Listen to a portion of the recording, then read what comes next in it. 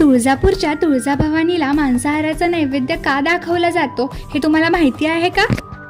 महाराष्ट्रातील लाखो कुटुंबाची कुलस्वामिनी असलेल्या तुळजाभवानी देवीच्या मंदिरात एक अनोखी परंपरा आजही जपली जाते. देवीची पूजा आणि आरती झाल्यानंतर मांसाहाराचा नैवेद्य अर्पण केला जातो. पण यामागचं कारण काय आहे? पौराणिक कथेनुसार महिषासूर नावाच्या बलाढ्य राक्षसाच्या अत्याचारांमुळे देवतांना मोठा त्रास होत होता. त्याचा अंत करण्यासाठी ब्रह्मा, विष्णू आणि महेश यांच्या तेजापासून आदिशक्तीचं रूप असलेली देवी प्रकट झाली. देवी आणि महिषासूर यांच्यात भीषण युद्ध झालं. अखेर महिषासुराचा पराभव निश्चय झाला. त्याने देवीसमोर 2 इच्छा व्यक्त केल्या. पहिली इच्छा होती की त्याचं नाव देवीच्या नावापूर्वी घेतलं जावं, त्यामुळे देवीला महिषासूरमर्दिनी म्हणून ओळखलं जाऊ लागलं. आणि दुसरी इच्छा होती की त्याला मांसाहाराचा नैवेद्य अर्पण केला जावा. अशी मान्यता आहे की तुळजाभवानीच्या चरणाशी असलेल्या महिषासुराला हा नैवेद्य दाखवला जातो.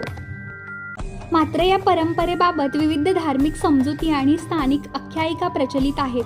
तुम्ही याबद्दल आधी ऐकलं होतं का? तुम्हाला ही कथा माहिती होती का? कमेंटमध्ये नक्की सांगा. अशाच मिस्ट्रीज आणि फॅक्ट्ससाठी चॅनेलला नक्की लाईक आणि शेअर करा.